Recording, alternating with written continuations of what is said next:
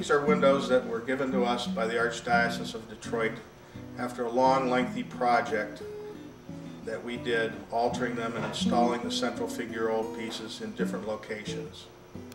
What we have here are windows in the rough, and I will walk you through the process as we go step by step from disassembly to categorization and cleaning. These windows came from Visitation Cathedral, which was torn down in the late 1970s or early 1980s. As I said before, we received crates of these from the Archdiocesan Center in Detroit for projects of theirs.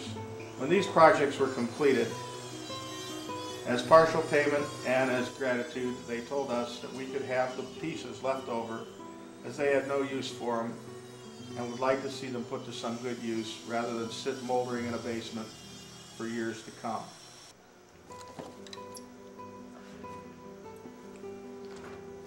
The windows were individually removed from the crates and set down for preliminary examination. These are the small pieces that were left after our large projects were completed for the Archdiocese. As you can see, there's just a jumble of pieces left over. Now these, because they had been partially disassembled for the central focal points, presented a real challenge in reconfiguration.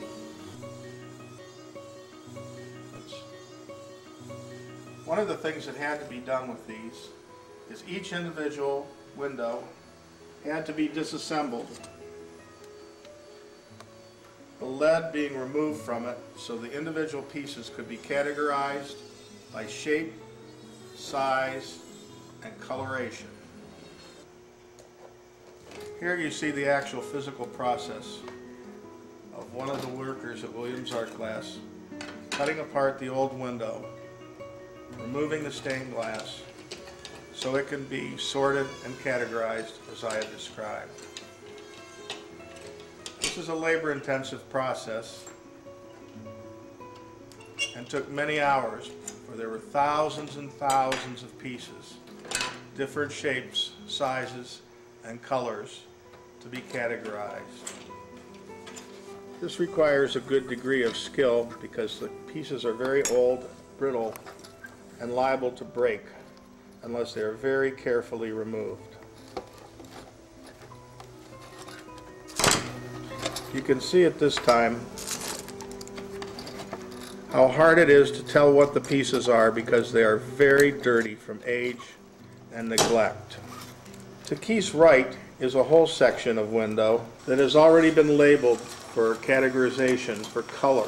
Once we had tagged these windows, they were then inventoried on sheets that would total the number of pieces, what they were,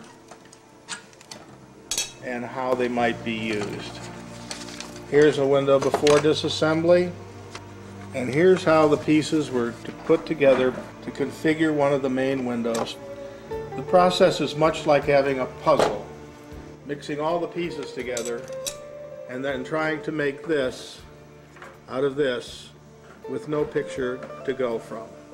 In this photograph here, you will see how the disassembled pieces have been placed up in the window, so with the light behind them we can properly label them. Here you'll see the numbers appearing above the forms and shapes for the different pieces for the configuration of the window above, and several others. What you see here are pieces that are being soaked for a period of up to 3 to 4 days. This loosens up the hard outer glazing that has been left on the windows for more than 100 years. To scrape this without softening them up by soaking them greatly increases the chances that a piece will be damaged. Here you can see Keith with a razor knife painstakingly scraping away the softened old putty. Here's one of the larger pieces before it was soaked or cleaned, and here's one afterwards. I'm going to hold them up to the light so you can see them a little bit better. You can see the degree of dirt that has to be removed prior to the piece being used as a pattern piece for construction.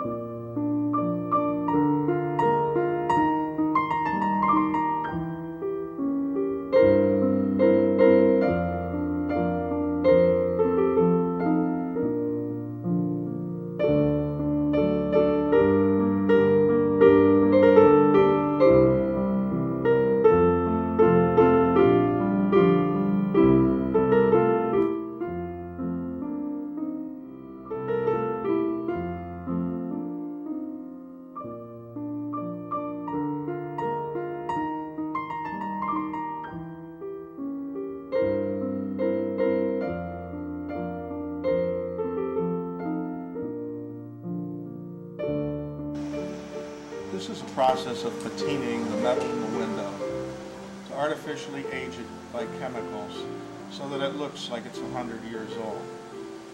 What you see here is Judy steel wooling the window to remove any oxidation that is still on the lead. If this isn't done, the patining method will leave uneven darkening on the metal. Each piece has to be scrubbed with 4/0 steel wool so as not to scratch the glass, but to remove any oxidation that might be left. This is the second process of patining the window after it has been steel wooled. You see Judy here applying a chemical patina by means of a sponge that darkens the metal up, aging it 100 years. I'm sure you can see the process as the metal goes from light to dark. Once this patina is applied, it's checked to make sure that it has all been applied evenly and there are no dark or lighter spots on the windows.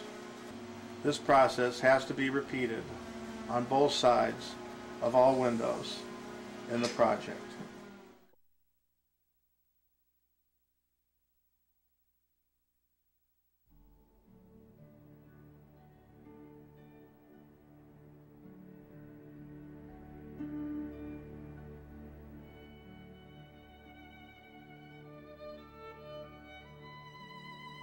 In addition to the windows created from the pieces from visitation, there were also windows created from another old window imported from Europe. The project encompassed many different facets: reconfiguration of old windows, as well as a reconfiguration of a large European window of Pilgrim's Progress, a pair of French doors for the library, and combination windows of beveled and stained glass for the conservatory. A spectacular beveled entranceway was designed and executed for the entranceway of the Reeve, each piece hand beveled and polished by artisans from Williams Art Glass. Also, many thanks to my wonderful talented wife Karen, whose artistic abilities enabled her to create art from chaos out of the visitation pieces, and also the other superb artwork. My thanks also to the employees and crew from Williams Art Glass for their participation in fabricating and installing these beautiful windows that we hope will be enjoyed by many for years to come.